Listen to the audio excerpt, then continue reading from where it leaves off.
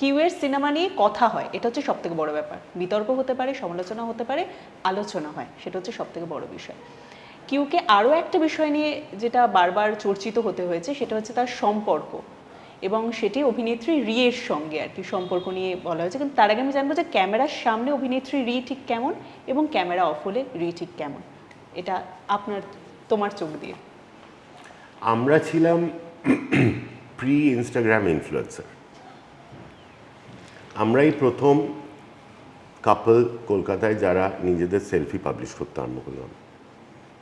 আমরা আমাদের sex tape ছাড়লাম, মানে লাভ ইন ইন্ডিয়াতে একটা সিন ছিল, ওটাকে তুমি যদি সেক্স টেপ হিসেবে বলো, ওই সময় সেক্স টেপের ব্যাপার হচ্ছিল, ওটা was a reaction, artistic reaction to that, right?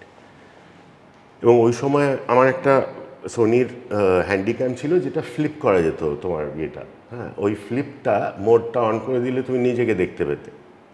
So it was a selfie, right? ওই ওই এই শটটা দিয়েই লাভ ইন ইন্ডিয়া শুরু হয়, 2004 সালে শ্যুট করা এই shot. So we were sort of a pre social media couple, যারা, আমি হয়তো খানিকটা সচেতনভাবে, কিন্তু কমপ্লিটলি অর্গানিক্যালি ওটাকে এমবডি করছিলাম যে এটা হতে চলেছে, বাস এটাই হবে। এবারে আমরা তখন যা যা করতাম, তুমি হয়তো খুবই ছোট ছিলে সেই সময়, হয়তো তোমাকে দেখতে দিত না সেগুলো, হ্যাঁ, কিন্তু আমরা যা যা করতাম এখন সেটা নর্মাল, এখন নর্মালাইজ হয়ে গেছে সেটা।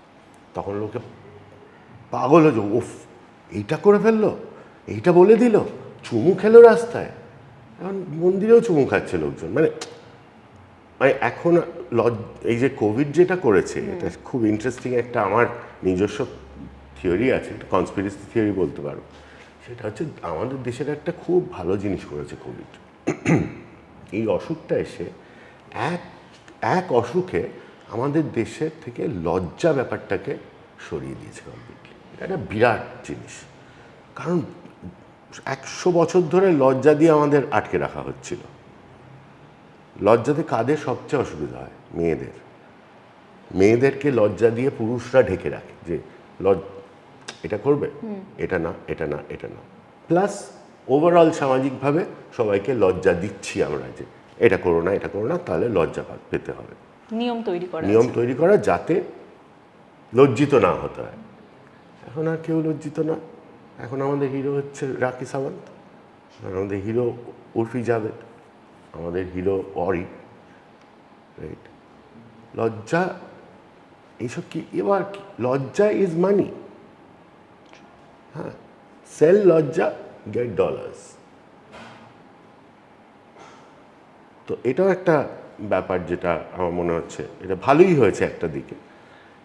লোকজন ঠিক করে যদি বুঝে ফেলতে পারে, তাহলে এখানে স্যান্ডির কথা বলা উচিত। স্যান্ডি বিরাটভাবে ইন্টারেস্টিংভাবে ইউজ করেছে এই জিনিসটা, যে লজ্জাকে পেরিয়ে কিভাবে কাজ করতে হয়। তো আমাদের রিয়ার আমার প্রধান রিলেশনশিপের যুক্তিটাই ছিল যে আমরা নির্লজ্জ ছিলাম দুজনেই। আমাদের লজ্জা তখন ছিল না, এবং সেটা আমাদের কাছে একটা হাতিয়ার ছিল প্রায়। এবারে সেই জন্যই আমরা, যেহেতু নিজেদের লাইফটাকে অলমোস্ট প্রথম থেকেই ডকুমেন্ট করতে আরম্ভ করে দিয়েছি, লাভ ইন ইন্ডিয়া করছি, তখন ডকুমেন্টারির ক্ষেত্রে জন্য ডকুমেন্ট করছি, ইনস্টাগ্রামে লাগাবো বলে নয়, হ্যাঁ, এটা একটা ফিল্ম হবে বলে করছিলাম। তো আমি জানি না যে ক্যামেরা বন্ধ করলে কি হয়। মানে আমরা তো সব কিছুই ক্যামেরা অন করেই করতাম। তারপরে একটা সময় যখন ইনস্টাগ্রাম এসে গেল, তখন আমি ওই ক্যামেরাটা বন্ধ করে দিলাম, যে আর ডকুমেন্টারির দরকার নেই, কারণ এখন এটা হবে। তো আবার একটা খুবই লম্বা সম্পর্ক, দারুণ ক্রিয়েটিভ এবং খুবই ইম্পর্ট্যান্ট একটা সম্পর্ক, যেটা এতটাই ইন্টেন্স ছিল যে সেটা আর টিকে রাখা খুব মুশকিল ছিল। খুবই ইন্টেন্স, 12 বছর ধরে, 11 বছর ধরে একটা ওই রকম ইন্টেন্সিটি মেনটেন করা খুব মুশকিলের ব্যাপার দুজনের জন্য। তা এখন আমরা বন্ধুত্বপূর্ণভাবে একই পাড়ায় থাকি, কিন্তু ওর ক্ষেত্রে আমি এটাও আগেও বলেছি যে যেটা আমাদের কিছু করার নেই আর কি। ভালো ও যেরকম লেভেলের অ্যাক্টর ওকে ইউটিলাইজ করা হলো না, এবং এখানের কেউ ওকে ইউজ করলো না। কিন্তু ও গিয়ে দিবাকরের সাথে কাজ করছে, কি কানু বেল ওকে ডাকছে, কারণ তারা জানে যে ওর কি ভ্যালু আছে। এইটা আশা করা যায় যে আগামী যে প্রজন্মের ডিরেক্টররা আসছেন তাদের মাথায় এই ব্যাগেজটা আর থাকবে না, এবং আগামী দিনেও কাজ পাবে আর। পরিচালক কিউ অভিনেত্রী রিকে নিয়ে যেটা বললেন যে সত্যি সেই মানুষগুলো এখনো হয়তো অভিনেত্রী হিসেবে রিকে সেই জায়গাটা এখানটায় পাননি উনি, কিন্তু পরিচালক কিউ যদি নিজে অভিনেতা কিউকে দেখেন, অভিনেতা কিউ কি সেই জায়গাটা পেয়েছেন? তাকে কি সেই জায়গাটা দেওয়া হয়েছে রাদার, যে মানুষ তাকে আরো ভালোভাবে যাতে চিনতে পারে অভিনয়ের মাধ্যমে? কলকাতায় তো নয়, বম্বের কাস্টিং এজেন্টরা সবাই আমাকে চেনে, কিন্তু কলকাতায় তো এই কদিন আগে তো আমি মন্টু পাইলটটা করলাম, তো প্রশংসিত সেই চরিত্রটি, বেশ উচ্চ প্রশংসিত। মানে আমি আশা করছিলাম যে লোকজন ভালো বলবে। কেমন লেগেছে আমি এক্স্যাক্টলি বুঝতে পারছি না এখনো, যে ঠিক কী মনে হলো লোকজনের। আমার করতে বেশ মজা লেগেছিল, আর ওরা যেভাবে ইউজ করছিল আমাকে সেটাও আমার খুব মজা লেগেছে। তো কিন্তু অ্যাক্টিংটা তো আমার প্রথম জিনিস নয়, আমি অ্যাক্টর হিসেবেই যে পরিচিত হতে চাই তা নয়। আবার বলছি, আমি প্রাথমিকভাবে অর্গানাইজার, আমি অর্গানাইজ করতে যে পছন্দ করি তা নয়, এটাই আমার প্রফেশন। এটা না করলে আমাদের চলবে না, আমি যদি এই অর্গানাইজেশনটা না করি, কারণ দীর্ঘদিন ধরে এই জিনিসটা করছি বলে আমার একটা প্র্যাকটিস আছে। এটা খুবই মানে নিরস কাজ, বুঝলে। আমার ডেইলি কাজের মধ্যে 2-3 ঘন্টা হচ্ছে লিগ্যাল কাজ, শুধু কি করে আমরা বাঁচাবো নিজেদেরকে। হ্যাঁ, তো কিন্তু এটা যে করতে আমার দারুণ ভালো লাগে তাও নয়, কিন্তু ওটাই আমার প্রফেশন। এবার অ্যাক্টিং, হ্যাঁ, এটা যদি করতে হয় তাহলে ওটা করতে হবে, আর কেউ করবে না আমার জন্য, আমাদের জন্য কেউ করবে না। আর অ্যাক্টিং কেন, যদি মানে অ্যাক্টিং ডিরেক্টিং যে কোনো দিকেই আমাদের এই মুহূর্তে যা অবস্থা ইন্ডাস্ট্রির, সেখানে একটা খুব নেটওয়ার্ক ডিপেন্ডেন্সি আমাদের হয়েছে। কিন্তু আমরা যখন ওই যে বললাম 2005 থেকে 2015 গোল্ডেন টাইম যারা কাটিয়ে এসেছি, তারা দেখবে কেউই এই নেটওয়ার্কটা করতে পারছে না। হ্যাঁ, কারণ আমাদের অভ্যেস নেই যে এইসব এত বাধ্যবাধকতা মেনে কাজ করা। আমার গল্প বলার ফরম্যাট ছিল যে আমি স্ক্রিপ্ট ছাড়া সব কটা সিনেমা করেছি। তাসের দেশে স্ক্রিপ্ট ছিল রবীন্দ্রনাথ ঠাকুরের লেখা, ওটাই দেওয়া হয়েছে সবাইকে। ওটা যে দেওয়া হয়েছে, একটা ফ্রেঞ্চ মেয়ে ছিল, তাকেও ওটাই দেওয়া হয়েছে, তাকে ট্রান্সলেশনও করে দেওয়া হয়নি। তো তার মানে কি, ওই টেক্সটটা তো যা বাঙালি সেও পড়তে পারছে না ঠিক করে, যারা আমাদের ছোট বাচ্চাগুলো কাজ করছিল ঠিক করে বাংলাও পড়তে পারে না, তার উপর ওই বাংলা। হ্যাঁ, এবার আমার কথা ছিল যে আমি কি করব সিনেমাটাতে, সেটা আমি তোকে বলবো কেন,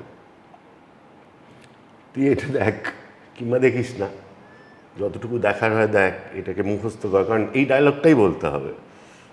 কিন্তু কিভাবে বলবি সেটা আমি তখন বলবো। তো ওখানে গিয়ে দেখতে পাচ্ছি যে টেবিল টেনিস বোর্ড রাখা, টেবিল টেনিস খেলতে খেলতে বলতে হবে। তো আমার প্রসেসটাই ছিল চমকানো। এবং ওয়ার্কশপ বলেও তখন কিছু আলাদা? হ্যাঁ, ওয়ার্কশপ করতাম তো, দারুণ ওয়ার্কশপ, যাতে পুরোটা গুলিয়ে যায়। পুরো ওয়ার্কশপটা হচ্ছে একদিকে ওকে ঠেলে দেওয়া, একটা করে একদম যেই শুটে এলো ফুল ভেবা, মানে উল্টো হচ্ছে শুটে। হ্যাঁ, এতক্ষণ যেটা বলা হয়েছিল 3 দিন ধরে ওয়ার্কশপ করেছে, কি 7 দিন ধরে ওয়ার্কশপ করেছে, ভেঙে দেওয়া পুরোটা ভেঙে এখন এটা করো। ওই শখটা থেকেই আমি ইয়েটা পেতাম, মানে রসদটা পেতাম, কারণ ওরা অ্যাক্টার নইলে অ্যাক্টিং করে। হ্যাঁ, তো সেটা ভাঙতে হবে, কারণ আমার ফর্মটাই ওটা। এবার সেটা তো এখন আর চলবে না।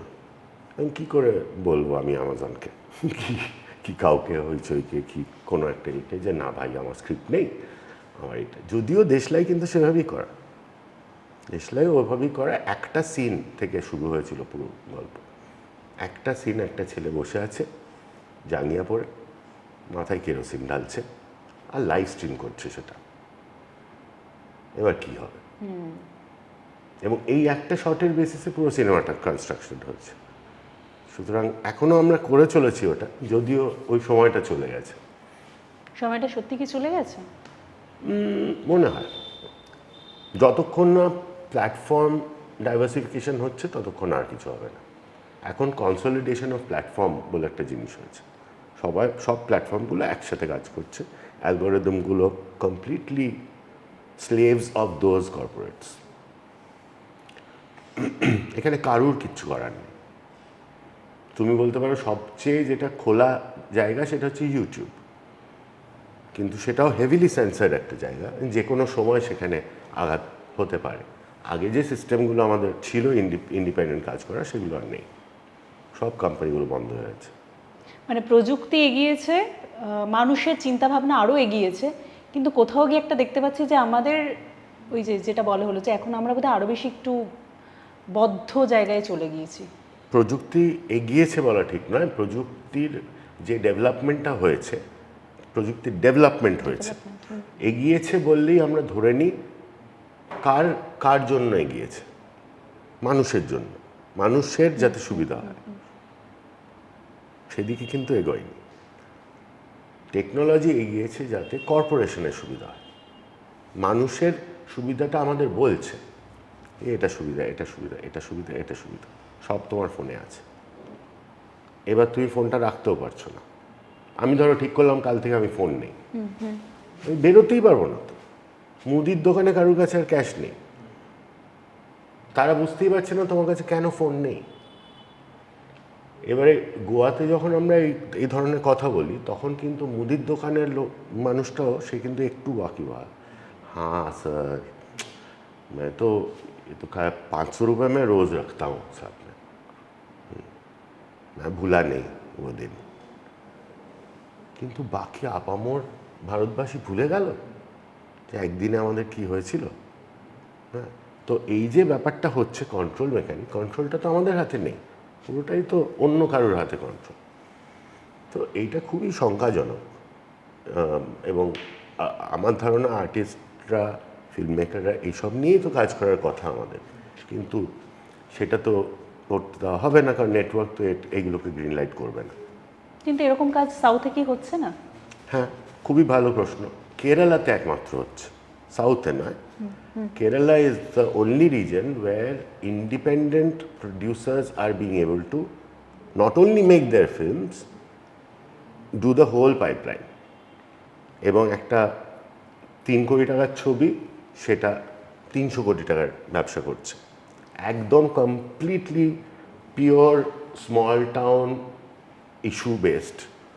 নর্মাল লোকজন, হয়তো একটা মাইনার সেলিব্রিটি কেউ আছে যাকে লোকে হয়তো চেনে, এমন নয় যে স্টার কেউ আছে, সেই সিনেমা 300 কোটি করছে, আর কোথাও করছে না।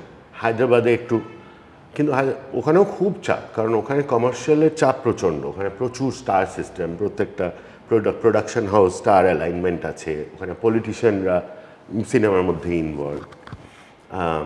কিন্তু বম্বেতে তো কোনো চান্সই নেই, আমাদের এখানেও খুব একটা দেখা যাচ্ছে না। যদিও বিরাট, আমি বলবো প্রদীপ্তকে, যে প্রদীপ্ত একটা দারুণ কাজ এই মুহূর্তে করে চলেছে এখনও। নজরের ভেলা যেভাবে মানুষকে দেখাচ্ছে এবং চেনাচ্ছে, সেটা খুব ইম্পর্টেন্ট।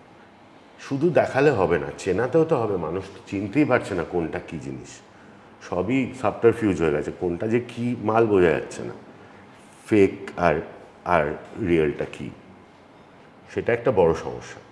আস্তে আস্তে করে সেটা আমাদের বুঝতে হবে, এবং আমাদের as communicators, as media people, আমাদের কাজই হচ্ছে সেটা করা। মিডিয়া তো সেটা করা বন্ধ করে দিয়েছে। তো এবার তাহলে কে বলবে? কি মনে হয় কে বলবে? যারা বলছে তাদের মুখ বন্ধ করারও চেষ্টা হচ্ছে। তো এবারে শুধু তাই নয়, তাদের কিভাবে বলবে, কি করে আদৌ সেখানে গিয়ে পৌঁছবে, কিংবা সেই জিনিসটা করে ফেললেও লোকের কাছে পৌঁছতে পারবে কিভাবে, সব কটা জায়গাতেই প্রবলেম আছে। ঠিক এই কথাটা সূত্র ধরেই বলি, এই কথাগুলো তো মানুষের কাছে পৌঁছে দেওয়ার দায়িত্ব অনেকটাই পরিচালকরাও নিয়ে নেন, কারণ তারা এই সমাজের কথাটা তুলে ধরেন, যেটা দর্শকরা একটা সময়। পরিচালক অনিক দত্তের সিনেমাকেও আমরা দেখতে পেয়েছি, সেটাকেও ভুল ভাবা আর কি। ভূতের ভবিষ্যতের কথা বলছি, যেখানে উনি পলিটিক্যাল স্যাটার নিয়ে কাজটা করেছিলেন এবং প্রত্যেকটা পার্টিকে কাউকে উনি বেশি কম ভালোবাসা দেওয়ার জায়গা থেকে Right. দেখাননি, সেটাকেও মানুষ কিন্তু ভুল বুঝেছিল বা কোথাও এই যে যেটা বলছিলেন আগে নিতেন পরের দিকে, মানে তাকেও তো আমরা দেখতে পেয়েছি কিভাবে ব্রাত্য হতে হয়েছে। সেই জন্যই আর কেউ করছে না। অনেকটার মতো যদি মানুষ না করে উঠতে পারে, তার যদি এই পরিণতি হয়, তাহলে আমার করে কি হবে? সাহসটা তো চলে যাবে ইমিডিয়েটলি, তোমার তো ভয় লাগবে। শিট, তাহলে তো পুরো সমাজ, তোমার নিজের মাসি বলবে যে কী করলি। তার জন্য তো একটা অন্য ভাবধারার দরকার, যে মাসি বেশি যে কেউ কারোর কথাই আমি মানছি না, এটা এর ঊর্ধ্বে উঠে কি করে কাজ করব। খুবই প্রবলেম্যাটিক জায়গা সেটা। সবাই সবাই তো আর আমার মতো বলবে না আমার মাসি বেশি নেই, কেউ নেই। এটা এটা নর্মাল নয়, এবং আমি জানি এটাকেও নর্মালাইজ করা যাবে না। কিন্তু আবার এটাও সত্যি যে বিভিন্ন দেশেই এই জিনিস হচ্ছে। রিপ্রেশন তো শুধু আমাদের দেশে নেই, সব জায়গাতেই আছে। রাশিয়াতে আছে, আমেরিকাতেও আছে প্রচণ্ড রিপ্রেশন, কিন্তু বিভিন্ন লোক বিভিন্নভাবে সেটাকে ব্যক্ত করার চেষ্টা করে চলেছেন। এখনও থামছে না ফ্লোটা, সেটা যে কোনো ফরম্যাটেই হোক। সেটা হয়তো রেডিটে বেরোচ্ছে, সেটা ইউটিউবে বেরোচ্ছে না, কিন্তু কজন সেখানে গিয়ে দেখছেন। আমার মনে হয় যে একটা যেটা অ্যাক্টিভ সিটিজেনশিপের ব্যাপার আমরা ছোটোবেলার থেকে শিখে এসেছি, যেটা এখন আর বাচ্চাদের শেখানো হচ্ছে না, সেইটা খুব ইম্পর্ট্যান্ট। সবার আমাদের বলা উচিত যে আমরা নাগরিক, আমাদের রাইটস আছে, আমাদের সেই রাইটসগুলো জানা উচিত। লোকে বললো এটা ঠিক ওটা ভুল বলেই আমি মেনে নিলাম, এটা কেন হচ্ছে? আমরা ছোটোবেলাতেও আমরা টিচারদের সাথে আর্গিউ করতাম যে কেন কেন বলছো এটা, কেন যাব না ওখানে, কেন এখানে এইটা করা বারণ। তাকে তখন যুক্তি দিতে হতো যে এই জন্য, এই কারণে আমি বলছি, সেই জন্য যাবে না, আমি ক্লাস কেটে যাব সেখানে। হ্যাঁ, তো তো এই যে ইনফরমেশনের ব্যাপার, এই পুরোটাই ইনফরমেশন। আর এখন যেটা জেনজির মেজর প্রবলেম আমি দেখতে পাই, সেটা হচ্ছে ইনফরমেশন ওভারলোড। অর্থাৎ তুমি যে ইনফরমেশন প্রসেস করার ক্ষমতাই নেই আমাদের, অত ইনফরমেশন দিয়ে দেওয়া হচ্ছে যাতে তোমার প্রসেসিং পাওয়ারটাই চলে যায়। তুমি প্রসেসই করতে পারছো না, অ্যাংজাইটি হচ্ছে তোমার। যখন সব বাচ্চারা বলবে তোমার অ্যাংজাইটি অ্যাটাক হচ্ছে, কেন হচ্ছে? কারণ সে প্রসেস করার টাইম পাচ্ছে না। এই বোমা পড়ছে, এই বাচ্চা কাঁদছে, এই একটা কুকুর ছুটে গেল, এই একটা লোক পাঁচিল টপকাচ্ছে, কি দেখবো? হ্যাঁ, কেন কেন দেখব? আবার কিছু কিছু লোক এসে কিছু কথা বলে দেবে যেগুলো খুব মানে ভিট্রিয়লিক কথা আর কি, তোমাকে মানে ওইটা ওই ওই ভাবনাটা উস্কে দেওয়ার জন্যই সে বলছে, সেইটাকে অ্যাম্প্লিফাই করা হচ্ছে। তোমার বন্ধুও সে কথা তোমায় বলছে। খুবই মুশকিলের ব্যাপারটা। এটা এত ক্যাকোফনি হয়ে গেছে যে তার ভাবনার চিন্তা করার সময়টা এসে পাচ্ছে না। যখন সময় পাচ্ছে তখন সে বুঝতে পারছে না কী নিয়ে ভাববে, এতগুলো জিনিস রেজিস্টার করতে পারছে না। তো এইটা একটা বড় প্রবলেম, যেটা বিশ্বের অবভিয়াসলি যেগুলো দেশগুলো এগিয়ে আছে তারা কি আর ভাবছে না? স্ক্যান্ডিনেভিয়ান দেশে দেখো, সব জায়গায় কিন্ডারগার্টেনে শেখানো হচ্ছে এটা।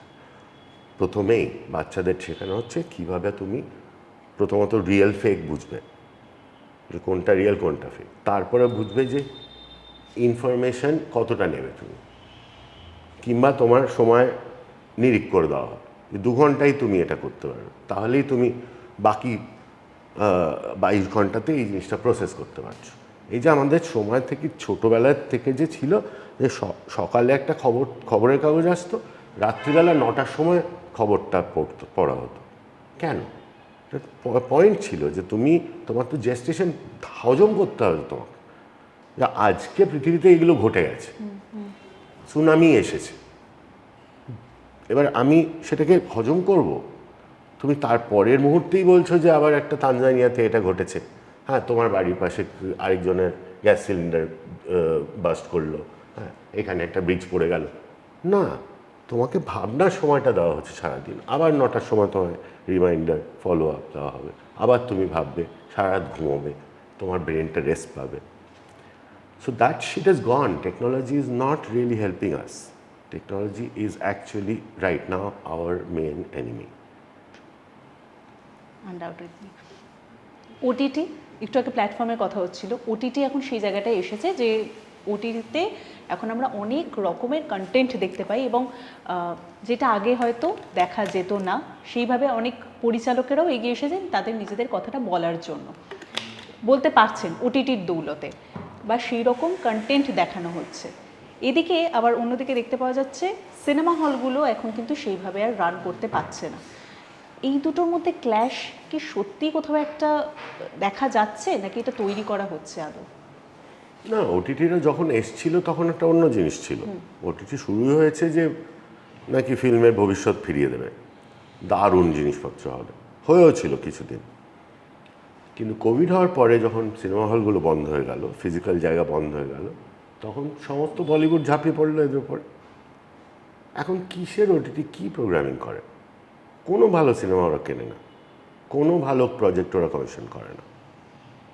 ওরা যেগুলো কমিশন করছে সেগুলো ম্যান্ডেটেড কমিশনস, এবং একই ধারার একটা প্রোগ্রামিং ধারা হয়ে গেছে, এই ধারাটা করলে ঠিক আছে। তার মধ্যে কিছু কিছু কোম্পানি আছে তারা ক্র্যাক করবে, যেমন টিভিএফ খুবই ইন্টারেস্টিং একটা ন্যারো একটা ব্যান্ডউইথ ক্র্যাক করেছে। যেই ধরনের প্রোগ্রামিং কিন্তু একটা সময় টিভিতে আমাদের দেশে দারুণ দারুণ প্রোগ্রাম হয়েছে ওই ধারার। Rural comic, semi rural comic content. আর যেটা চলে হচ্ছে ক্রাইম, সারাক্ষণ crime crime crime crime crime, police police police, murder murder murder, murder করো সবাইকে, সবাই বসে মার্ডার দেখছে খালি। তুমি দেখেছো মার্ডার? কোন তোমার কাছের কোনো কেউ মার্ডার হয়েছে কখনো? হয়েছে? তো মার্ডার দেখার সব ইয়ে কেন তোমার শখ? এটা একটা সাময়িক পরিবেশ সৃষ্টি করার চেষ্টা। এটা আমেরিকায় 80s হয়েছে। এটা একটা কপি বুক আছে, প্রতি দশকে কোথাও না কোথাও এটা হয়। পুলিশকে গ্লোরিফাই করা, এই যে আমরা ক্রাইম ফাইট হচ্ছে, অ্যাকচুয়াল কিচ্ছু হচ্ছে না। হ্যাঁ, টন টন মাল পাচার হয়ে যাচ্ছে, কিন্তু ঠিকঠাক লোক ঠিকঠাক টাকা পেয়ে যাচ্ছে, কোনো চিন্তা নেই। আর দেখানো হচ্ছে এই জিনিসটা যাতে তোমার একটা ভয় জন্মায়, ও সে বাইরে কিন্তু একটা ভয়াবহ পরিবেশ, আর পুলিশ সব ঠিক করে দেবে। তুমি পুলিশ চেনো কাউকে ভালো? সে ভালো লোক? আচ্ছা, খুব ভালো। আমি খুবই লাকি লোক। আমি খুবই কম চিনি। তারা কি খুব অধিকাংশ দেশেই দেখা গেছে যে যারা আমাদের কাজ করার কথা তারা আমাদেরকে প্রোটেক্ট করে না। যে কোনো জায়গায় তুমি যে কোনো ছেলেকে এখানে জিজ্ঞাসা করে দেখো, আমি বেট ফেলে বলতে পারি, যদি তুমি কাউকে পাও যে কারুকে পুলিশকে দেখে তাদের ভয় করে না ভালো লাগে? হ্যাঁ, রাস্তা দিয়ে হাঁটছো, ওদিক দিয়ে পুলিশ আসছে, তোমার কি মনে হবে? ফার্স্টে তো ভয়ই লাগবে। কেন ভয় লাগবে? সে তো তোমাকে প্রোটেক্ট করার জন্য আছে, তাহলে ভয়টা লাগছে কি করে? ইভেন ছোটবেলা আমাদের খাওয়ানো হতে পুলিশ আসবে বলে, তাহলে কি আশ্চর্য কথা! আমার পুরো ব্যাখ্যাটাই তো আসল, তাদের পুরো অবস্থানটার ব্যাখ্যাটা তুমি পাল্টে দিচ্ছ। তারা আছে আমাদের প্রোটেক্ট করার জন্য, কিন্তু আমাদের বলা হচ্ছে তাদের দেখে আমাদের ভয় লাগছে, কিংবা বলা হচ্ছে কিংবা অ্যাকচুয়ালি লাগছে।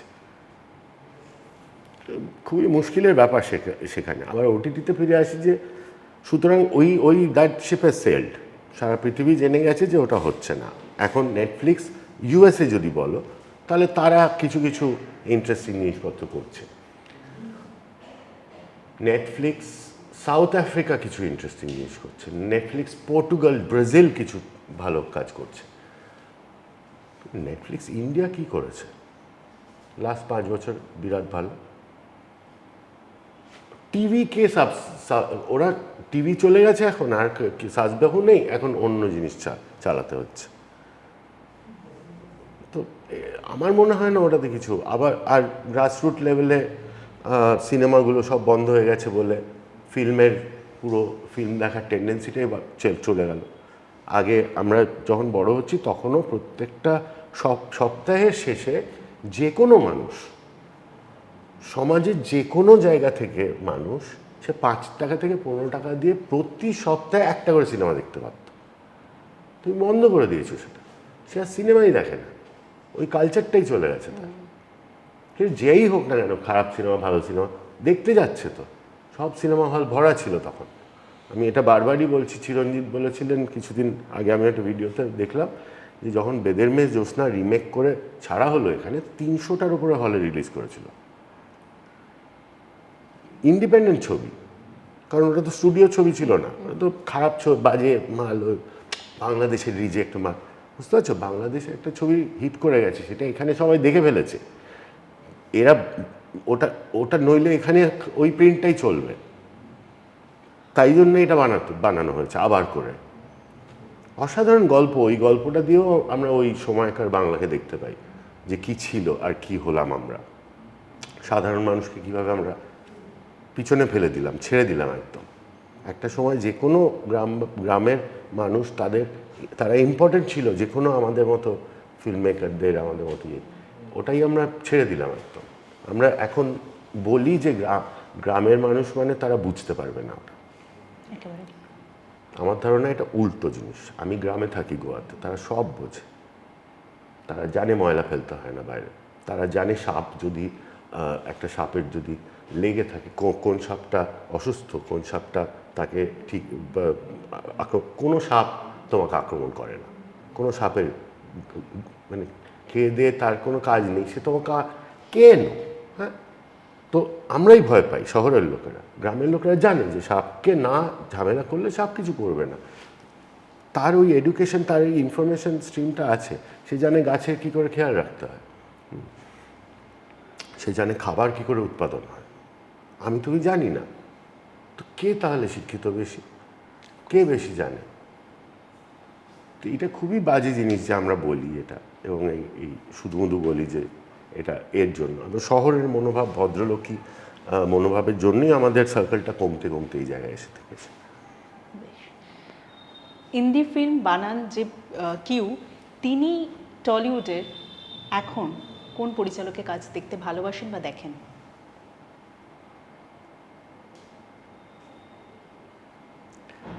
আমি তো ঘরে বাংলা সিনেমা দেখি না। আগেও দেখতেন?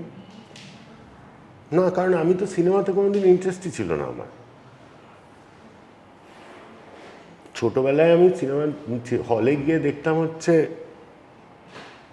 ওই সিনেমা, ওই জন্যই যেতাম। সিনেমায় আমার কোনো ইন্টারেস্ট ছিল না, মিউজিকে ইন্টারেস্ট ছিল, সুতরাং মিউজিককে বেশি সময় দিতাম। আমার বাবা যে চেষ্টা করেননি তা না, নিয়ে দিয়ে গেছেন, আমি ঘুমিয়ে পড়েছি আর্ট ফিল্ম দেখতে গিয়ে, হ্যাঁ, আমার হয়নি। কিন্তু তারপরে যখন এই পোকাটা ঢুকলো, তখন এই পোকাটা একটা বিশেষ পোকা, এটা হচ্ছে post-90s, post-digital progressive cinema, world cinema. That is the only thing I watch. কারণ ওটাই আমার ধারা, ওখান থেকেই আমার রসদ আসে, ওটাই আমার পিয়ার গ্রুপ। এই যে বললাম আমাকে লুডো করতে হয়েছে জাস্ট বাবার সঙ্গে দেখা করার জন্য, হ্যাঁ, ওখানে যেতে হবে আমাকে, ওখানে তো নেবে না আমাকে, নইলে ওই ঘরানার বেস্ট ফিল্ম বানাতে হবে, তবেই ওরা নেবে। তার মানে আমি ওই ঘরানার বেস্ট ফিল্ম বানিয়েছি, তো কলকাতায় বসে বানিয়েছি, হ্যাঁ, বানিয়ে ওখানে চলে গেছি। এবার ওই যে জায়গাটা, ওই জায়গাতে যদি তোমার কাজ করতে হয়, তাহলে ওখানে কোনটা সবচেয়ে ভালো সেটা তো দেখতে হবে।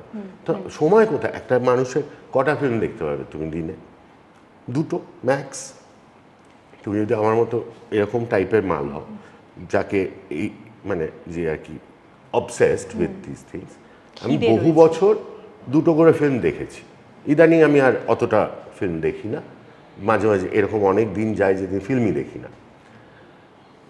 কিছু কিছু সিরিজ দেখি, কারণ খুবই ভালো সিরিজ হচ্ছে কিছু কিছু, বিশেষ করে স্প্যানিশ কি তোমার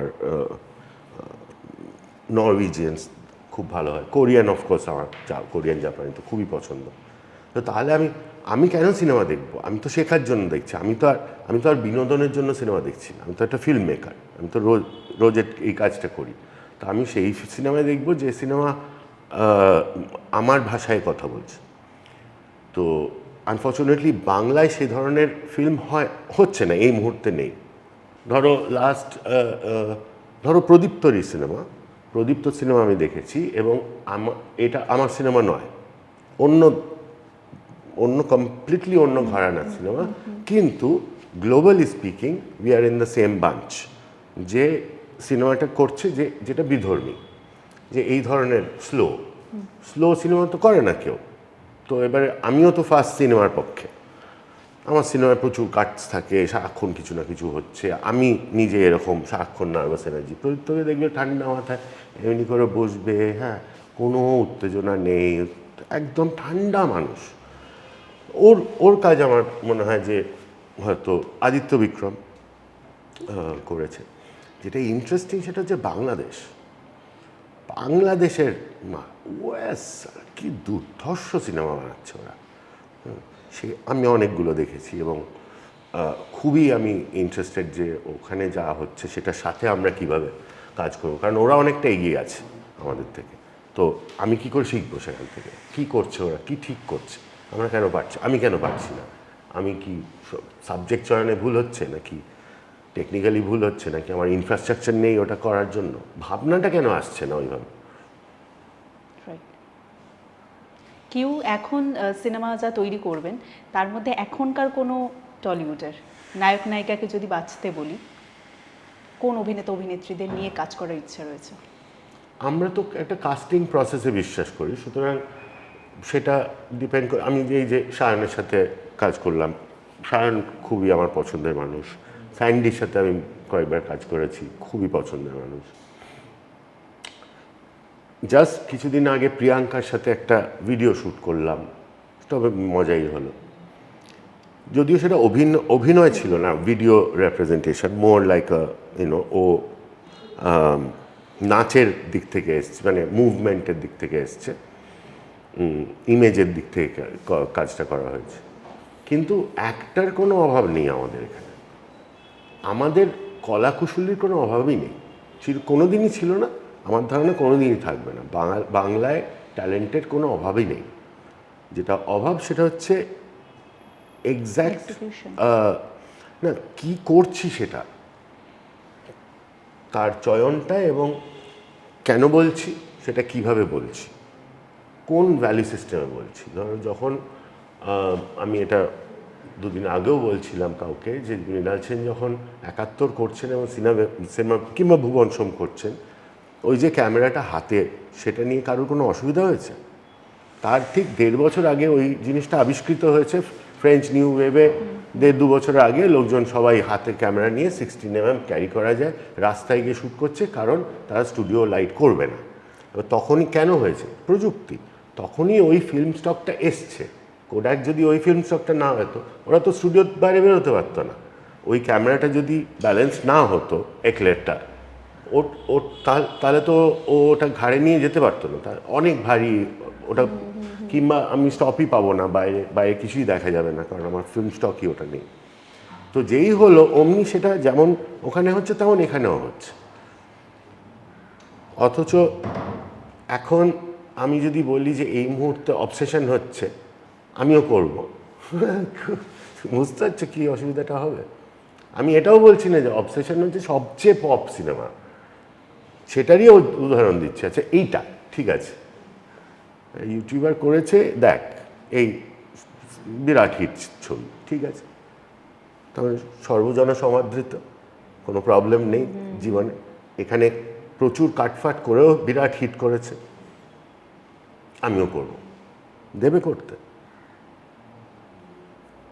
তো এইটাই হচ্ছে আমাদের সমস্যা, যে আমরা অনেকটাই ওই সময় থেকে পিছিয়ে যাচ্ছি, যেখানে আমরা 70-এর দশকেও দেখেছি যে বাংলা কিন্তু অ্যাডাপ্ট করছে খুব কুইকলি তারা আর্টিস্টরা, মানে ১ নম্বর তো তাদের একটা বিরাট অনুপ্রেরণা আছে, তাদের জানার একটা বিরাট মানে আকাঙ্ক্ষা, এবং সেই জানার আকাঙ্ক্ষা থেকে সে জানছে, জেনে ইমিডিয়েটলি সেটাকে ইউজ করার চেষ্টা করছে যে কোনো একটা ভাবে, সেটা বেরোচ্ছেও, বেরিয়ে লোকজন বলছে এর ভালো খারাপ মন্দ পচা ওটা, সে আবার করছে, এটা কিন্তু থামছে না। আমাদের এখানে এখন সেটা হচ্ছে অনেকদার ক্ষেত্রে যেটা হলো, থেমে যাচ্ছে, পুরো জিনিস শেষ হয়ে যাচ্ছে। এটা খুবই আশঙ্কাজনক, এবং আমার আশা করব যে এই এখন যা হয়েছে তারপরে আবার আমরা ওই রাস্তায় যাব না, যেটা গত কিছু বছর আমরা দেখেছি। সিনেমার ক্ষেত্রে যদি এখন এবং তখন এরকম বিষয়টা থাকে আর কি, তার মধ্যে আরেকটা জিনিস দেখতে পাওয়া যায় যে অনেক পরিচালক বা অনেক এরকম কথা রয়েছে যেটা সমাজের কাছে তুলতে গেলে অনেক কিছু বাধা আসে তার সামনে। প্রডিউসার টাকা লগ্নি করার বিষয়টা ছোট ফিল্মের ক্ষেত্রে যেটা সব থেকে বেশি সবাই ফেস করেন। তাছাড়াও আর একটা বিষয় রয়েছে রাজনীতি। রাজনীতির এই প্রভাব প্রত্যেকটা ক্ষেত্রেই সিনেমার ক্ষেত্রে কতটা পড়ে বলে আপনার মনে হয় বা কতটা বাধা হয়ে দাঁড়ায়? আমি এটা তো সহজ প্রশ্ন। তো সিনেমার ক্ষেত্রে বিশেষ করে ভারতবর্ষে চিরকালই বাধা ছিল। আমার প্রথম ফাইটটাই ছিল সেন্সর ডিপার্টমেন্টের ওপরে। এখন তো সেই ফাইটটা আর নেই, অন্য চেঞ্জ হয়ে গেছে কমপ্লিটলি। কিন্তু অবভিয়াসলি যে কোনো দেশেই যে কোনো সময়ের যে কোনো পলিটিক্স সারাক্ষণ সে তার শিল্পকে টার্গেট করবে। একমাত্র বললেও হবে না, যে কোনো সোশ্যালিস্ট দেশও সেটা করেছে, প্রপাগ্যান্ডা করেছে। এবার সেইটা আমরা বলতে পারি যে এই লেফটিস্ট গভর্নমেন্ট ছিল বলে তার প্রপাগ্যান্ডা ভালো, এই রাইট উইং ছিল বলে ভালো না, তার কোনো মানে নেই। Propaganda is propaganda. সুতরাং যে সময়টা যার তার কথাই বলা হবে, এটা তো সর্বকালের সত্যি, নতুন করে কিছু ভাবার নেই। কেউ এর কাছে রাজনীতির কখনো হাতছানি ডাক আসেনি? না, আমরা তো আমি তো কনভিন্সড অ্যানার্কিস্ট আর্টিস্ট।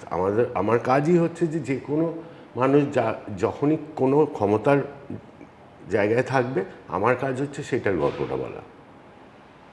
আমার তো একটা রোল আছে, তো সবার যেমন রোল থাকে, তোমার যেমন রোল হচ্ছে প্রশ্ন তোলা, প্রশ্ন করা। এই প্রশ্নগুলো যদি আমার বিপত্তিতে না ফেলে তাহলে তো সেটা খুব একটা প্রশ্নই নয়। কিংবা হয়তো তুমি এক্ষেত্রে ইনফরমেশন ডিসবার্স করছো, তাহলে এমন কিছু প্রশ্ন যেগুলো আগে করা হয়নি, সেই জন্যই সেই প্রশ্নগুলো ইম্পর্ট্যান্ট। আর নইলে ইম্পর্ট্যান্ট হবে তখনই যখন তুমি সে প্রশ্ন করে যাকে প্রশ্ন করছো তাকে চ্যালেঞ্জ করছো যে আপনি এই কাজটা করছেন কিন্তু আপনি এই বলছেন। এই ছিল জার্নালিস্টের রোল। আমার রোল ছিল ক্রিটিক করার পুরো জিনিসটা। কারণ আমি তো কখনোই বলিনি যে আমি কমার্শিয়াল ফিল্ম মেকার হব, কিন্তু আমি কমেডি করি, সুতরাং আমি এন্টারটেনও করি লোকজনকে। আমরা একটা সার্কাসের মতো, কিন্তু সেই সার্কাসটা একটা মানুষের দৈনন্দিন জীবনের কথা বলে। যেমন গান্ডু যতই যাই হোক না কেন, এটা বেসিক ছেলে, সে হাওড়ায় থাকে। কেন এত পপুলার গান্ডু? কারণ বেশিরভাগ ছেলেই গান্ডু। হ্যাঁ, ওইটার সাথে সে রিলেট করতে পারছে যে এইটা তো আমারই জীবন। এরকমভাবেই তো সিনেমা পপুলার হয়েছে, এইভাবেই তো আমরা কাজ করতে জেনেছি, শিখেছি। এখন সেই জায়গাটাকে নিপাট বিনোদনের জায়গা করে দেখানো হচ্ছে। যদিও এখনও অনেক আর্টিস্টই আছেন, অনেক ফিল্ম মেকারই আছেন, কিছু না কিছুভাবে কোনো খাঁজে কোনো ভাঁজে ঢুকে দেওয়ার চেষ্টা করেন সেগুলো। আমরা এখনও ইরানের মতো জায়গা হয়ে উঠিনি যেখানে জেলে যেতে হবে, যদিও জেলে গেছে লোকজন কিছু। কিন্তু আমার মনে হয় না যে পলিটিক্সে অংশগ্রহণ করার আমাদের কোনো জায়গা আছে বলে। ঠিক। যদি নিজের কোনো কাজকে আরেকবার তৈরি করার সুযোগ আসতো, তাহলে সেটা কোন কাজ হতো এবং কেন? Content creation. হলো না, হচ্ছে, পারছি না। আমার বন্ধুরা যারা ফিল্ম মেকার, এবং ধরো সুহেল ব্যানার্জি বলে আমার এক বন্ধু আছে, খুব মজার ছেলে। এই মুহূর্তে সে পৃথিবীর টপ 5 জন ডকুমেন্টারি ডিরেক্টরের মধ্যে একজন। তুমি তার নামও শোনি? কেউই শোনেনি। সাইকেল মহেশ বলে একটা সিনেমা বানিয়েছে, শর্ট ডকুমেন্টারি। সেটা এই জাস্ট 3 সপ্তাহ আগে তাইওয়ানে বেস্ট ডকুমেন্টারি পেয়েছে, বেস্ট স্ক্রিপ্টও পেয়েছে। তার আগে কোথায় পেল? টার্কিতে বেস্ট ফিল্ম পেয়েছে। Suhel Banerjee, cycle Mahesh, Suhel Banerjee, cycle Mahesh, please check. আমাদের প্রবলেম হয়ে দাঁড়িয়েছে আমরা জানি না কি কিছু হচ্ছে বলে। এটা তো বাঙালি মাল, বাঙালি সর্বসেরা ডকুমেন্টারি করছে পৃথিবীর। তা আমাদের দায়িত্ব না আমরা ইমিডিয়েটলি ওকে মাথায় তুলে বসে, আমাদের তো কাজই মাথায় তো বসানো, বসাও মাথায় সোহেল ব্যানার্জিকে। কারণ এই মুহূর্তে সে আজকের মানে এই সময়কার কথা বলছে। সাইকেল মাহেশের গল্পটা হলো যে লকডাউনে যখন সব বন্ধ হয়ে যায়, একটা মাল সে সাইকেল চালিয়ে বম্বে থেকে বিহারে ফিরে আসে। ওর দাদুর কথা মনে পড়লো। এখন আর ওটা অ্যাডভেঞ্চার নেই, এখন ওটা হচ্ছে পরিত্রাণ, কিছু একটা করে নিজেকে বাঁচাতে হবে। তো ওই মাহে ওই যে মাহেশ সেই হ্যাঁ সেই ওর প্রোটাগনিস্ট, কিন্তু এটা একটা হাইব্রিড সিনেমা, অসাধারণ সিনেমা। সেটা ফিকশন না রিয়েল কিছুই বোঝা যাচ্ছে না। হ্যাঁ, ও নিজে অনেক শ্যুট করেছিল ওই সময়, সেগুলোকে ইউজ করেছে আবার শ্যুট করে, বিভৎস। তো আমার কথা হচ্ছে যে করতে গেলে করাই যায়, তুমি করেই যাবে। ও যেমন করে যাচ্ছে, ও গোয়াতে চলে গেছে, ও আমার খুবই পছন্দ করে। আমরা যখন আমাদের বাড়ি ছেড়ে দিচ্ছি, ওইখানে একটা বাড়ি ছেড়ে দিচ্ছিলাম, তখন আমরা না ওই বাড়ি যখন যা জিনিসপত্র থাকে সব বাগানে রেখে দিই, যাদের যা লাগবে সেগুলো নিয়ে যায়, কিছু টাকা দেয়, কিছু ওদের কাছে যা আছে সেটা দিয়ে আমাদের যদি লাগে বার্টার করে আর কি। এরকম একটা জিনিস আমরা প্রায় ইয়ার্ড সেল বলে এগুলোকে, ইয়ার্ড সেল আমরা প্রায়ই করি। এই যখন ছিলাম আমি আরেকটা বাড়িতে গেছিলাম, ওরা করছিল। তো আমাদের ইয়ার্ড সেলে আমি সেদিন ছিলাম না, আমাকে আমার পার্টনার যে হেনা আমাকে ফোন করে বলছে যে এই তোমার হলদে গিটারটা তো তুমি বাজাও না, ওটা একজন চাইছে। হ্যাঁ, গিটার দিয়ে দাও। গিটার আমি চাই না, অ্যাকুস্টিক গিটার তো ডেফিনেটলি না। তো বোঝা গেল সেই হচ্ছে সোহেল। বহুদিন পরে সে আমাকে বলল, আমি কে জানো, আগে পরিচয় দিয়েছে যে আমি ফিল্ম মেকার, আমি ডকুমেন্টারি করি, আমি এই ফেস্টিভ্যাল তখনও প্রাইজ পাইনি। ওর বড় ফেস্টিভ্যাল প্রথম ডাক এসছে, এই সুযোগে আমার সাথে ওর আলাপ, এবং ও আমাকে জিজ্ঞাসা করতে এসেছে কী করবো বলো তো ওখানে গিয়ে। আমরা প্রথমে একটা চশমা কেন, তো চশমাটা হবে না, এই চশমায় হচ্ছে না। আর ওর আর ওর পার্টনার যে দুজনেই দারুণ ফানি, ওরা বুঝতেও পেরেছে ঠিক কী হয়। ও একটা চশমা কিনেছে, আর ওর একটা ছেঁড়া চটি ছিল অ্যামস্টারডামে, ইটফাতেও বেস্ট ফিল্ম পেয়েছে। এটা হচ্ছে ডকুমেন্টারির চূড়ান্ত ফেস্টিভ্যাল, টপ। সেখানে ও যখন গেছে তখন ওর ড্রেস কোডটা আমরা ঠিক করেছিলাম যে হেভি কুল চশমা, কিন্তু চটিটা ছেঁড়া। তবে অ্যামস্টারডামে কেউ চটি পরে না, তো প্রথমত চটি পরে গেছে, সবাই ওর চটির দিকেই তাকিয়ে আছে, তার উপরে চটিটা ছিঁড়ে গেছে তার আগের দিন। তো হচ্ছে তাহলে কি আমি জুতো কিনে যাব না, আমার সাথে কথাবার্তা হচ্ছে ফিল্ম নিয়ে না, খালি পারসেপশন, যারা বাঙালি ফিল্ম মেকার অ্যামস্টারডামে গিয়ে কীভাবে আমি নিজেকে প্রেজেন্ট করবো। অসাধারণ আমাদের সম্পর্কটা, এখনও হয় সারাক্ষণ কথা, এবং এই নিয়েও কথা হয় যে কে কী বানাবে। আমি যেমন বলছি যে আমি আর এগুলো করব না, আমার নেক্সট জেনারেশন চলে এসছে, তুই কর, তুই দারুণ করছিস, তুই এটা কর। আমার ওই কাজটা ওই সময়টা শেষ হয়ে গেছে, এখন আমি এটা করলে অন্যরকম রিয়াকশান হবে, তাই আমি আর ওই কাজটা করতে চাইছি না। করার সময়ও নেই, আমার সময়টা শেষ হয়ে গেছে। আমার এখন অন্য কাজ করার সময়, যেটা আমরা এখন করছি, সেটা হচ্ছে কন্টেন্ট ক্রিয়েশন, চেনা ভাবা। এবং ডকুমেন্টারি ফিল্ম মেকার হচ্ছে কন্টেন্ট ক্রিয়েশন খুব খারাপ জিনিস, বুঝতে পারছো? আর আমি বলছি না, এটাকে তো আমাদের শিখতে হবে। যেমন আমি বলছি কন্টেন্ট ক্রিয়েটারকে ফিল্ম করা শেখাও, তা আমি শিখবো না তার স্কিলটা? শক্ত হতে পারে, ফিল্ম মেকে সোজা নাকি শেখা? আমার 10 বছর লেগেছে শিখতে। হ্যাঁ, ফিল্ম ইনস্টিটিউটে যায়নি, ও গেছিলো, এখনও শিখতে পারেনি। হ্যাঁ, তো এটা একটা প্রচেষ্টা চলছে।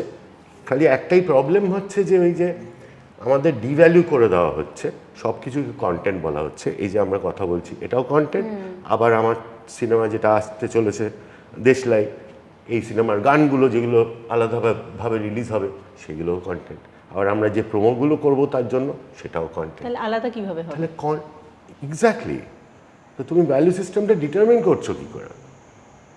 করছে ঠিক নেটওয়ার্করা, এটাকে পয়সা দিচ্ছে, ওটাকে দিচ্ছে না, একে ব্র্যান্ড সাপোর্ট করছে, ওকে করছে না, দর্শককে বোকা বানানো হচ্ছে। দর্শকের কাছে কনফ্লেট হয়ে যাচ্ছে ব্যাপারটা। দর্শক ভাবছে যে সবই কন্টেন্ট, সবই ক্লিপ, আমরা এখন ক্লিপিত হয়ে বসে আছি আর কি। ঠিক। একটু আগে কথার সময় প্রথমে যে আমি পরিচয়টা দিইনি, মিউজিশিয়ান, সেই মিউজিশিয়ানই ঘুরে ফিরে এখন হঠাৎ বললো যে বলেছে গিটারটা লাগবে না আমার। হ্যাঁ, গিটার অনেক দিন আগেই বর্জন হয়ে গেছে। কেন? টিং টিং আমার আর পছন্দ না।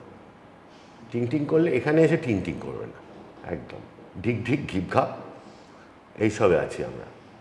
এটার মেন পয়েন্টটা হলো যে আমি তো রিদম সেকশন থেকে আসছি, আমি র্যাপার, আমি ড্রাম বাজাই, আমি ড্রাম অ্যান্ড বেসের ভক্ত। ড্রাম অ্যান্ড বেস একটা জনার অফ ইলেকট্রনিক মিউজিক, যেটা 80s থেকে চলছে। এটা একটা হিপ হপ থেকে অরিজিনেট করেছে, এটাও একটা ব্ল্যাক কালচারের ফর্ম। এটা নিয়ে কথা বলা একটা অন্য 1 ঘন্টার ডিসকাশন, কিন্তু আমি এটা এইখান থেকেই শিখেছি। সুতরাং এই মিউজিকে এই জায়গায় কিন্তু গিটার নেই, গিটার থাকে না। এই নিয়ে ডেভ শ্যাপেল একটা খুবই ইন্টারেস্টিং স্কিট করেন। সেখানে আমাদের কী যেন নাম, সাদা গিটারিস্টটা খুব ফেমাস, তিনি ফিচারও করেন যে কেন সাদা লোকেদের গিটার পছন্দ আর যদি কালো লোকেদের গিটার শোনো তাদের ড্রাম পছন্দ। যে কোনো black, Latino, any brown or black person reacts to the rhythm, not to the melody. Melody is for white people. Savarnas. আমি তো সাভার্না নই, আমার তো জীবনেই ছন্দ আছে। তুমি প্রথম শুরুই করলে ওখান থেকে, আর সেখানে তুমি তার সাথে বাছা বললে আমি বাজা শুনলাম, হ্যাঁ, তারপরে তুমি বাঁচা বললে তখন আমি বাছা ভাবছি, তখনও বাজছি। কিন্তু ছন্দটা খুব ইম্পর্টেন্ট। সে বাজো কি বেছে নাও, আমার কোনো চয়েস ছিল না এটা। I have always been a rhythm head, so drum and bass was spectacle. The moment I found it, I knew this is it, this is my sound. এবং আজ অবধি আমি সেই সাউন্ড ইউটিলাইজ করে যাচ্ছি। তাসের দেশেও হয়েছে, গান্ডুতেও হয়েছে। গান্ডু বলছে এডিএফ, এজেন্ডা ফাউন্ডেশন, যারা ড্রাম অ্যান্ড বেসের বিরাট ব্যান্ড। আমি আমার মতো করে চেষ্টা করেছি আমার চারিপাশের জনগণকে এই ইনফরমেশনটা দেওয়ার, যে মিউজিকের জগতে কিন্তু গত 30 বছর ধরে অনেক ঘটনা ঘটে গেছে। একটা acoustic guitar is not the only thing. সবাই গেছে বস, আমরা কি করছি, এখনও টিং টিংটা কেন করছে? তা বলে কি ওটা ভালো মিউজিক? অবভিয়াসলি, এটা তো আমি অস্বীকার করছি না। আমি বহু বছর গিটার বাজিয়েছি, এখনও দিলে বাজিয়ে দেবো। That's not the point. We are missing the point. The point is that we are not being able to move with the times. আটকে যাচ্ছি আমরা। বাজালে দোতারা বাজাও, দোতারার সাথে ড্রাম অ্যান্ড বেস বাজাও, তবে তো তুমি না করে দেখালে যে আজকে বাংলা কি, একটা রিয়েল বাংলা নাও। গিটার তো বাংলা ইনস্ট্রুমেন্ট নয়। কোনটা বাংলা ইনস্ট্রুমেন্ট? মানে এই যে ফকিরদের ইনস্ট্রুমেন্টগুলো ওখানেই আছে, বাউল ফকিরদের ইনস্ট্রুমেন্টের মধ্যে আমাদের ইনস্ট্রুমেন্ট। হারমোনিয়ামও আমাদের না, গিটারও আমাদের না। যদিও আমার খুবই পছন্দের এগুলো সবই, কোনোটাই আমি ছেড়ে দেবো না। প্রত্যেকটা ইনস্ট্রুমেন্ট তো ইউজ করা যায়, আমি একজন মিউজিশিয়ান হয়ে কেন ছাড়বো? কিন্তু আমার main basis of my musical thought process is drum and bass. আর বেসের কথা তো আমি নাই বললাম, বাঙালি তো শুনতেই পায় না বেস। বেস বলে একটা জিনিস আছে যেটার ওপর গান দাঁড়িয়ে থাকে, কিন্তু স্যাডলি আমরা শুনতে পাই না আমাদের কানে। জানো তো এটা কেন? তার কারণ ভদ্রলোক কালচারে ওই ফ্রিকোয়েন্সিটা আমরা, যেমন আমরা ভদ্রলোক কালচারে দেখবে কালো এবং রাস্তার লোককে দেখতে পাই না আমরা, যেটা নিয়ে আমি গান্ডু সিনেমা বলেছিলাম যে রিক্সার নাম রিক্সা। কারণ কোনো রিক্সাওয়ালার নাম জানো তুমি? জানো না, কারণ সেটা রিক্সা, সে তো মেশিন। তো তাকে তো তুমি হিউম্যান হিসেবে আইডেন্টিফাই করতে পারছো না। ঠিক তেমনভাবে তার যে শব্দটা, তার শরীরের যে আওয়াজটা হচ্ছে, সে যখন রিক্সাটা নিয়ে চালাচ্ছে, ওইটা তো রিদমিক, ওটা তো রিপিটেটিভ, চলছে চেনের আওয়াজটা, পেছনে আওয়াজ রিক্সা চড়বে এ আওয়াজ তুমি শুনতে পাবে, পাবে কি পাবে না ওটা ওর আওয়াজ। হ্যাঁ, ওটাকে আমরা ডিটারমিন করছি নয়েজ হিসেবে, শব্দ বলছি আমি, আমার কাছে ওটা মিউজিক, তার কাছেও ওটা মিউজিক। ভদ্রলোক শুনতে পাচ্ছে না, বসার ঘরে ভালো লাগবে না, বাইরে রাস্তার জন্যই। রাস্তাতেই ওটা ঠিক আছে। ঠিক। এই আড্ডাটা চলতে থাকলে আমার জানার শেষ হবে না, আমার মনে হয় দর্শকদেরও জানার শেষ হবে না, আরও অনেক কিছু রয়েছে গল্প বলার, তাই আরেকটা দিন থাকুক সেটার জন্য। তবে শেষ যেটা না করলেই নয় সেটা হচ্ছে যে আমি কিছু ওয়ার্ড বলবো, সেই ওয়ার্ডটা শুনে কিউয়ের মাথায় যা আসবে সেটা ইনস্ট্যান্টলি বলতে হবে উইদাউট আ সেকেন্ড থট। ভালোবাসা। কিউ ভাবছে না, ভালোবাসা খুব কঠিন ব্যাপার, এরকম বললে হবে না। ভালোবাসা একটা সাইকোলজিক্যাল ফিলোসফিক্যাল টপিক, আরও ভেঙে বলো, এটা তো একটা ব্রড জিনিস। ভালোবাসা তো আমি ইমিডিয়েটলি বলবো বিল্লু মিয়া, ঠিক আছে? বেশ, তাই মানে আমরা ওই র্যাপিড ফায়ারের মতো ঠিক আছে, বিষয়টা আর কি করছি। বেশ, তাহলে বিল্লু মিয়া। ওকে। বিশ্বাস। বন্ধু। বন্ধু। বন্ধু মানে বিশ্বাস মানেই বন্ধু। আর আমি বলছি বন্ধু। বন্ধু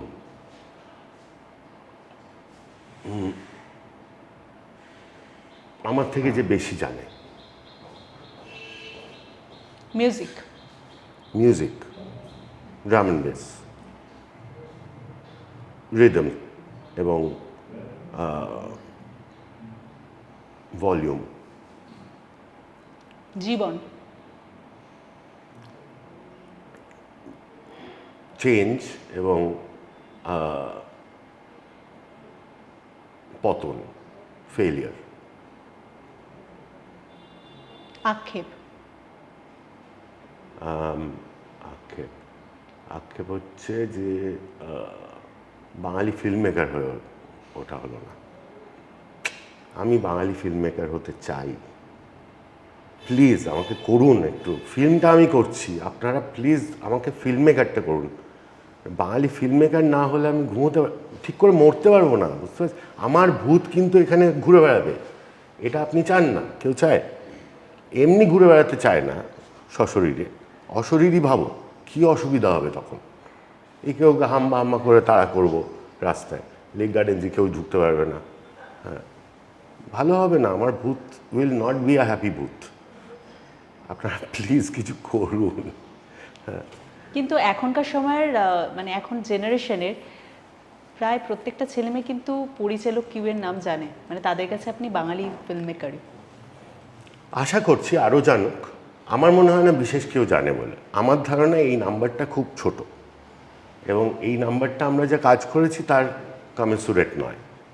অর্থাৎ আমি যদি একটা সিনেমা করতাম তাহলে যা হতো, ধর গান্ডু যখন করেছি তখন যেভাবে, আর এখন পরিস্থিতিটা তো ক্ষণিকের, তাই না? এখন আমি 15 বছর ধরে কি করছি সেটা তো আর কারোর এসে যাচ্ছে না আর। হ্যাঁ, কারণ past is not important anymore, future is bleak, what you have is the present moment. এই মুহূর্তে কী হচ্ছে, কারণ পরের মুহূর্তেই সেটা পাল্টে দেবে। ইনস্টাগ্রামই পাল্টে দেবে, তোমার কোনো কাজই করতে হবে না। ইনস্টাগ্রাম পাল্টে দেবে, গুগল পাল্টে দেবে, সরকার পাল্টে দেবে, তুমি সেটা করবে তখন। তো এই মুহূর্তে দাঁড়িয়ে আমার মনে হয় আমাদের পরিচিতি থাকা উচিত। আমরা যা কাজ করেছি সেটা আমরা এখানে বিরাট কিছু সাহায্য সাপোর্ট না পেয়েই করেছি এবং সেই কাজের কিন্তু একটা দারুণ ভ্যালু গ্লোবালি হয়েছে। এইটা আমাদের রেকগনাইজ করা দরকার এখানে, এবং তাহলে কি হয় আমরাও একটু উৎসাহ পাই জীবনে। আর কতদিন একটা জার্মান লোক জাপানি লোক বলছে আই সালা তুমি হেভি। আরে আমি চাই মানিকবাবু বলুন, কি বাবু বাবু বলুন। হ্যাঁ, কেউ একজন বলুন, এখানে এত এত বাবু আছেন, এত দাদা আছেন, দিদি আছেন, তারা বলুন যে দারুণ করেছো তুমি, এটা তো দারুণ কাজ, এটা তো তুমি তো এখানে নিয়ে গেছো জিনিসটা। নিয়ে তো গেছি ভাই, বাংলা সিনেমা দেখানো হয়েছে টেট গ্যালারিতে। হ্যাঁ, আজও আমি এই যে কাপটা, এই যে এইটা দেখতে পাচ্ছ, ফ্রান্সে একটা কমিকের একটা মিউজিয়াম হয়েছে, সেখানে আছে এটা, এখানে কেউ জানে না, কিন্তু ওখানে তো আছে, কারণ যাদের সমাদর করার কথা তারা তো খোঁজে সমাদর করার জন্য। আমাদের স্যাড সিন, তাই আমি এখন তোমাদের থ্রু দিয়ে, তোমাদের ক্যামেরার থ্রু দিয়ে বিনয়ে নিবেদন করছি আমাদের কাজ, যে please accept this is also Bengali. আমাদের মতো বাঙালি খুব কমই আছে, খালি যেটা দেখা যাচ্ছে বাঙালি ওটাই তো বাঙালি নয়, বাঙালি তো অনেক রকম। অ্যাওয়ার্ড শোতে কখনো ডাক পান না? কোন অ্যাওয়ার্ড শো? যে কোনো অ্যাওয়ার্ড শো, মানে আমাদের এখানে? এখানের পশ্চিমবাংলার। না, আমাকে কেন ডাকবে? মানে কোনো কারণ নেই তো আমাকে ডাকার। আমি না সেলিব্রিটি হতে পেরেছি কিংবা চাইনিও হতে, তাহলে ওই দিকটা ছিল, কারণ আমার দেখতে শুনতে এরকম, হ্যাঁ, ছবি ফবি তোলা যায়, হ্যাঁ, সে ব্যাপারটা আছে। ইদার সেভাবে আসবো কিংবা কাজের দিক থেকে আসবো, তো আমার কাজ তো অ্যাকসেপ্টেডই নয় বাংলা সিনেমা বলে, তাই আমাকে ডাকেও না, আমিও যাইনি। ফিল্মফেয়ার যদিও, ফিল্মফেয়ার একটা সময় ইয়ে করেছে, নীল গিয়েছিল সেটাতে, আমরা ফিল্মফেয়ার অ্যাওয়ার্ড পেয়েছিলাম তাসের দেশের জন্য। আমি যাইনি, আমি গিয়ে উঠতে পারিনি, আমি ন্যাশনাল অ্যাওয়ার্ড নিতেও যাইনি। আমি বিশ্বাস করি না যে যে ব্যবস্থা আমি যে ব্যবস্থার উল্টো দিকে আমি কাজ করছি, সেই ব্যবস্থা আমাকে যদি অ্যাওয়ার্ড করে তাহলে আমি কেন নেব? আমার কাজ তো সে অ্যাওয়ার্ড নেওয়া নয়, যদিও একটা সময় সেটা হয়তো ভালো ছিল। এখনও যখন লেখে তখন লেখে ন্যাশনাল অ্যাওয়ার্ড উইনার, হ্যাঁ, কারণ সেটা একটা পরিচিতি দেয়, যেটার সঙ্গে লোকে, আমার কাছে আরও বড় অনেক কিছু পাওয়া আছে, সেগুলো অ্যাওয়ার্ড নয়, যদিও অ্যাওয়ার্ডও অনেক পাওয়া হয়েছে এবং সেগুলো বিদেশি অ্যাওয়ার্ড, ভালো ভালো অ্যাওয়ার্ডই পাওয়া হয়েছে। আমি কোনোদিনই মানে অ্যাওয়ার্ডমুখী ছিলাম না আর কি। কিন্তু যখন অ্যাওয়ার্ড ওয়াপসি গ্যাং হয়েছে তার আগে কিন্তু আমি অ্যাওয়ার্ড ওয়াপস করে দিয়েছি। রেবেল প্রথম থেকেই, হ্যাঁ, তো সেটাই তো হতে চেয়েছিলাম ছোটোবেলার থেকেই তো আমরা শিবাজি, এবং এই যে আমি তখন ছোটোবেলায় এইসব খুব ভালো লাগতো, নাম তার ভাবা বলে একটা গল্প ছিল, আর এইসব লিখতো লোকে, বুদ্ধদেব গুহ তাদেরকে পাঠাতো কাজাখস্তানে, ওখানে কিছু একটা প্রজেক্ট করতে, সোভিয়েত ইউনিয়ন ওসব ছিল না, ওখান থেকে কোনো একটা ফোক গল্প ঝেড়ে এনে একটা লিখে দিত, হেভি ফাটাফাটি। শিবরাম চক্রবর্তী, হ্যাঁ, দারুণ মানে বিধর্মী বিচ্ছিন্নতাবাদী মানুষ, এবং ডিপ্রেশন হয়নি চিরকাল, নিজেকে থার্ড পার্সনে, তুমি দেখবে শিবরাম চক্রবর্তী সারাক্ষণ বলছে শিবরাম বলে নিজেকে, আমি যেমন কিউ বলে বলি, ওর থেকেই শেখা, এসব থেকেই শেখা। শিবরামের নাম কি শিবরাম ছিল? দেখেছো বার্থ সার্টিফিকেট? তাহলে বনফুলের নাম কি ছিল? ছদ্মনাম তো। তো তাহলে আমার নামটা নিয়ে প্রবলেম কেন? এ তো আগেও হয়ে গেছে অনেক, কালিদাস থেকে দেখে আসছি আমরা। বেশ, শেষ ভয়। ভয় ভয় নেই কিছুতে না, হারানো। শোনো, আমি তো জানতাম না এত দূর আসবো, বুঝতে পারছো? মানে এখন যা হচ্ছে সবই বোনাস। হ্যাঁ, আমি ভাবতেও পারিনি যে সিনেমাগুলো দেখে আমি ভাবলাম যে ফিল্ম মেকার হব, সেই সিনেমার যারা লিখেছে, যারা কাজ করেছে, তারা আমার বন্ধু আজকে। হ্যাঁ, তো বন্ধু কিংবা পরিচিত, কিংবা তারা আমার কাজ সম্পর্কেও জানে। হ্যাঁ, বুঝতে পারছো?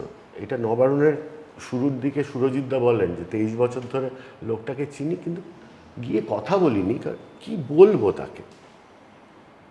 তো এটা আমার কাছে খুব ইম্পর্ট্যান্ট জিনিস, এবং এটা তো অ্যাচিভমেন্ট হয়ে গেছে। তো সে আমার এখন আকাঙ্ক্ষা যে আচ্ছা লেক গার্ডেন্সের মানুষ বলবে যে না না, কিউ বাবু কিন্তু যাচ্ছেন, হ্যাঁ, ওই দেখো নিমকি কিনতে, উনি কিন্তু এই চপের দোকান থেকে ধনেপাতার চপটা খুব পছন্দ করেন। এই ব্যাপারটা আমার খুব ইচ্ছে এখন হোক, যে উনি আছেন, এটা মানুষ জানুক। আজকে সোশ্যাল মিডিয়ার জীবন, সুতরাং সব কিছুই ফাঁস হয়ে গিয়েছে, বুঝতে পেরেছি, সব বেরিয়ে পড়েছে, এইখানে আর কিছু ঢেকে ঢেকে ঢেকে রাখার কোনো গল্প নেই আর। একেবারেই। তাই শেষ করব, শেষে অবশ্যই পরিচালক কিউ, যেহেতু প্রথম থেকে বলে এসেছি, সেই ক্ষেত্রে দাঁড়িয়ে নিজের অনেকগুলো সত্তা রয়েছে, যে সত্তাগুলো অনেকেই জানেন, আবার কেউ কেউ জানেনও না, এরকমও রয়েছে। সেই সবটা মিলিয়ে যে দর্শকেরা এতদিন ধরে ভালোবাসা দিয়েছেন এবং কনস্ট্যান্ট ভালোবাসা দিয়েছেন, যারা এখন ওই ইঞ্জিনিয়ারিং পড়তেন, এখন তারা অনেকটা বড় হলেও তারা পরিচালক কিউকে কিন্তু চেনেন। সবার জন্য কি বলতে চাইবেন? অনেক দিন ধরে যারা চেনেন এবং সাপোর্টার এবং ভালোবাসেন এবং আমাকে বিশ্বাস জুগিয়ে গেছেন, এরকম অনেকেই আছেন, তারা আই থিঙ্ক অলরেডি এই কাজটা করছেন। সেটা হচ্ছে যে পরবর্তী প্রজন্মকে কি আমরা ইনফরমেশন দেব, এই কাজটাই আমাদের এখন একমাত্র কাজ। আমাদের যা বয়স হয়েছে, তাদেরও যা বয়স হয়েছে, আমার মেজর ফ্যান আমি দেখেছি খুবই ইয়াং আমার ফ্যান হয়, কিন্তু সেটা ইমিডিয়েট ফ্যান। তারপরে তাদের জীবনে যদি সেটা কোনোভাবে একটা দাগ কাটে, তাহলে তারা সেটা দারুণভাবে ভুলে যায় না। মানে তাদের একটা জায়গা মনে থাকে যে ওই সময় ওইটা। আমি এরকম হাজার হাজার লোকের কাছ থেকে শুনেছি যে তারা কখন দেখেছে সিনেমাটা, কি হলো তারপরে, হ্যাঁ তারপরে তার এই প্ল্যানটা ছিল, সে প্ল্যানটা সে আর করতে পারলো না।